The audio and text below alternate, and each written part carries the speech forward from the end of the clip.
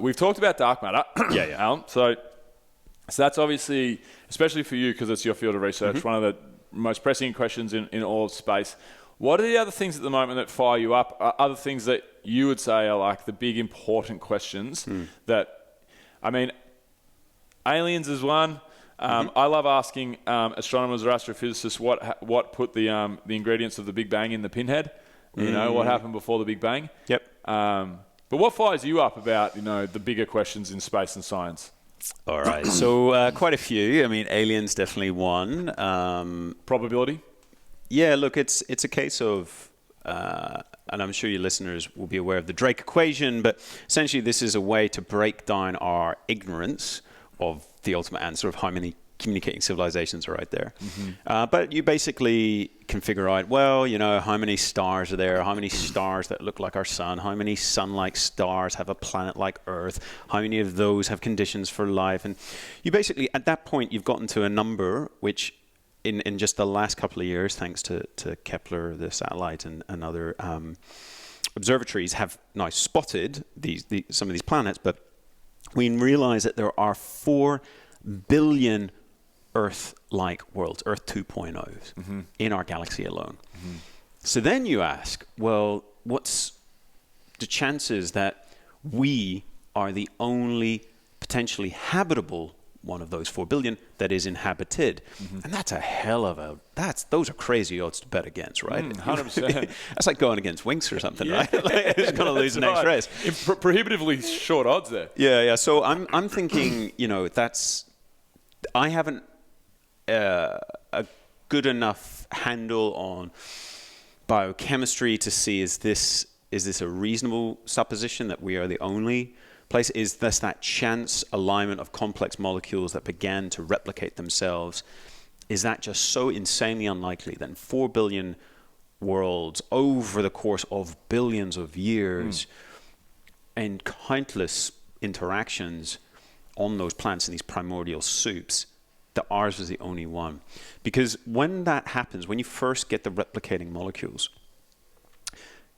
then evolution will take over. They'll begin to, the molecules will combine, they'll add together to form, essentially they'll use up all the available molecules to reproduce themselves. Maybe there's a slight difference where one molecule now, the mutation is slightly changed, and I can break the other molecules and it will start to outgrow them. In other words, you begin to get an arms race between these molecules, and very quickly those molecules begin to demonstrate quite clever techniques to outcompete one another, and the arms race escalates, and before you know it, evolution is in full swing. I don't get why you would stop at any point. It doesn't seem obvious to me, short of some massive environmental issue, asteroid strikes or the planet explodes or the sun explodes, why that would stop. So I don't have a good answer as to why we don't see any aliens, but the key is we haven't seen any aliens. Yeah. So one of the questions phrased by Enrico Fermi back in the 30s, a great fit. In fact, I think he may have used your the atom smasher in Caltech at one point. But where are they, right? And the Fermi paradox. And there are many attempts to answer this. Nick Bostrom, famous Oxford philosopher, described the great filter, and that we would hope to see, essentially there's 2 points, there's at least 2 points one could imagine this roadblock kicks in. Either it's at the very beginning of this story that it is just impossibly difficult to find molecules that replicate themselves and allow evolution to take over, or it's at the point just before you begin to communicate as a civilization or begin to colonize other stars that something kicks in. Yeah. Because if you don't stop a civilization from spreading, then even conservatively, by some of his estimates, it takes about 20 million years, max, I think he worked out 100 million years, to colonize all the stars. Unless there's some, and it doesn't take much for a species to colonize. We haven't yet gained the ability to travel between the stars, but a billionaire is doing exactly that, breakthrough starshot.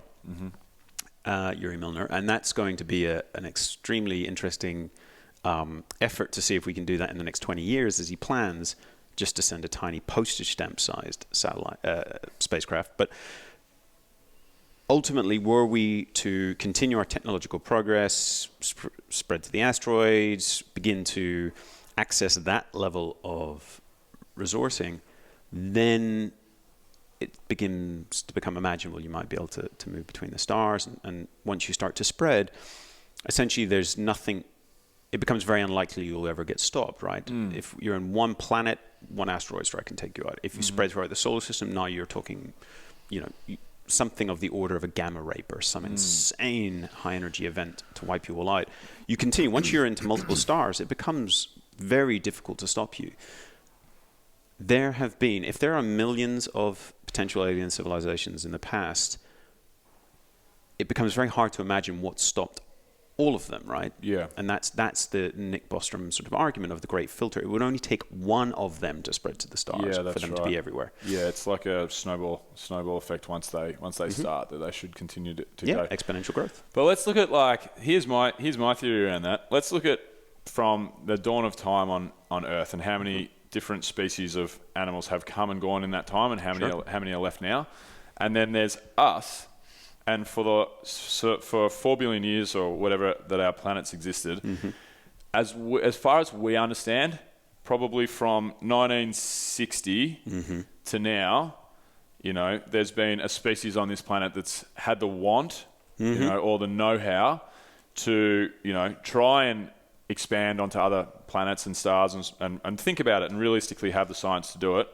And let's say, for example, in 100 years' time, I don't know what I think about global warming, but there's a lot of things that could wipe us out, that we're letting go. So we might have, of the 1 zillion different species that have lived on this planet over 4 billion years. There's been one species for 150 years. So that's that hair to the next solar system of probability that one of ours, and we've had life for however long, 3 billion years, or whenever life was probably about formed. 3.5. Yeah. So like the Fermi paradox and the Drake equation, trying to figure out, okay, this is how many solar systems, this is how many habitable planets, all that all works out cool. And then as I actually interviewed a guy from SETI, the main guy, I forget his name right now, top of my head, but they're Frank Drake. No, not Frank Drake. It's SETI. I've forgotten it right now.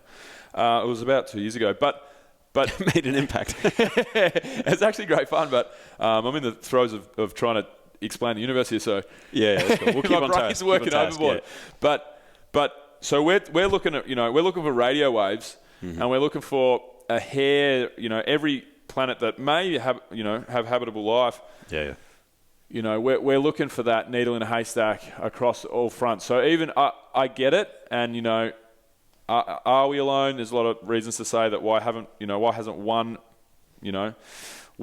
life force gone and colonized all of space and so forth. But at the same time, like if you look at us, it's so infant. We're the only data that we have on life. So if you look at us, it's so infinitesimally small that some life form on Earth will actually ever make it to other galaxies and solar systems before we ruin the planet. Yeah. So, I mean, you might hope that another alien civilization would be a little less, suicidal. Seth Shostak. Yeah. Oh, right. Seth. Right. Yeah. Cool. Sorry. Cool. Yeah, I love Seth, and I was like, he's good. Why can't I remember his name? So, I guess what you're hoping for in the argument of Nick's would be that other civilizations are not so crazily suicidally hell-bent on destroying themselves and their own ecology and planet. So we're unique, aren't we? We seem to be remarkably self-destructive in that regard, or short-sighted. Is that every possible intelligence you could imagine that could arise in these billions of years? Because our galaxy is much, much older than our solar system. Our solar system has relatively come lately. So is that to say that we would be the prime example that every intelligent civilization is inherently self-destructive? That's a possible great filter. It's hard to imagine that every civilization would fall over it by this point, but maybe it's so unlikely that you get to be a technological civilization. Maybe it's opposable thumbs. Maybe that's the key evolutionary trait. I doubt it, but maybe that's it. And that's very rare, and hence we're the only ones that got to this point, and then we're going to fall over. So, I find it fascinating. The discussion about SETI, about the search for extraterrestrial intelligence, we're trying to search with radio waves. We use the Parkes Radio Telescope as part of Breakthrough Listen. We are, in fact, most radio telescopes have a capability to tag the unexpected, the unknown. We at Swinburne, in fact, have a few of the Breakthrough team there doing this, actively searching. We're searching in optical. We're searching in beginning to explore, well, what are the other possible means of communication? Because you're trying to second guess the aliens in that sense. And maybe we'll never hear anything. Maybe we'll never find anything. If you don't look, you'll definitely not find. So I don't think it's a bad... I don't think there's anything wrong with doing the search. What I find most enjoyable about the search, however, is that it asks... It actually guides our own questions about ourselves. We begin to imagine...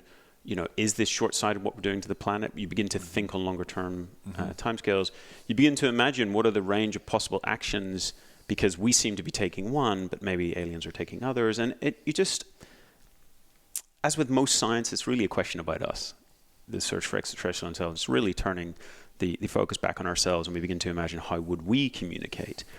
And that itself can be quite a telling experience, because I think we are communicating in the sense of we're just leaking radiation, radio bubbles, out into the cosmos of our radio signals, of our televisions and the like. Sound of Tesla floating through the ether. Yeah, indeed. So look, that's going to be so confusing to anyone who picks that one up. But look, that's cool stuff. But what I love about it most is the fact that we are daring to not just think, but to actively search for what would arguably be the greatest scientific or philosophical discovery imaginable. 100%. It's just mind-blowing stuff, and we are living that right now. And if that isn't making someone get a thrill or a shudder, Just even gave me goosebumps. then you're not imagining the consequences enough. Just to pick up an alien signal, it is worth the pittance that we spend on it. 100%. I would love to do it more. And I mean, effectively, it's Yuri Milner's bankrolling it in this generation's approach with Breakthrough, Russian billionaire. I just think of the ways it would change us as a society. Now, sometimes I'm cynical and think, well, it probably wouldn't at all, actually. We would be stunned, but by the next week, we'd be back to the news cycle, right? Yeah, we'd be back to the Kardashians. Yeah, that's totally right.